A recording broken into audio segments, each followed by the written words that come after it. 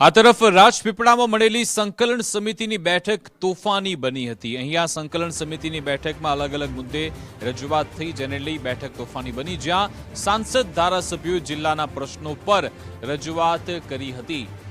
દારૂ જુગારના અડ્ડા સામે કડક કાર્યવાહીની માંગ પણ કરવામાં આવી છે। ધારાસભ્ય તરફથી રજૂઆત થઈ। નર્મદામાં કરોડોની દારૂના હેરાફેરીનો ધારાસભ્ય તરફથી આક્ષેપ લગાવવામાં આવ્યો। યુવાનોને નશાથી બચાવવા બુટલેગર સામે કાર્યવાહીની માંગ કરવામાં આવી છે।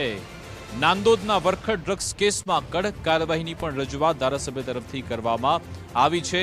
એમડી ડ્રગ્સમાં વપરાતા કેમિકલ ઝડપવા મુદ્દે પણ ધરપકડની માંગણી કરવામાં આવી। ફરાર આરોપીઓને ઝડપી લેવા પણ ધારાસભ્ય તરફથી રજૂઆત કરવામાં આવી હતી। દારૂની હેરાફેરી થતી હોય છે અને પોલીસ વિભાગ દ્વારા એને પકડવામાં પણ આવ્યું છે। ઘણા બધી જગ્યાઓ ઉપર એ દારૂઓનો નાશ પણ કરવામાં આવ્યો છે। ત્યારે આ વિસ્તારના નવયુવાનો કે જે લોકો પોતે આ દારૂના રવાડે ચડી જાય છે અને એમના ઉપર પણ ઘણીવાર કેસ થતા હોય છે, ત્યારે એ બધા કેસ ન થાય એના માટે જે લોકો દારૂ વેચે છે એમના ધંધાઓ જ બંધ થાય એ માટે સખત કામગીરી કરવામાં આવે અને એમના ઉપર એક્શન લેવામાં આવે એ વાતની એક રજૂઆત કરવામાં આવી।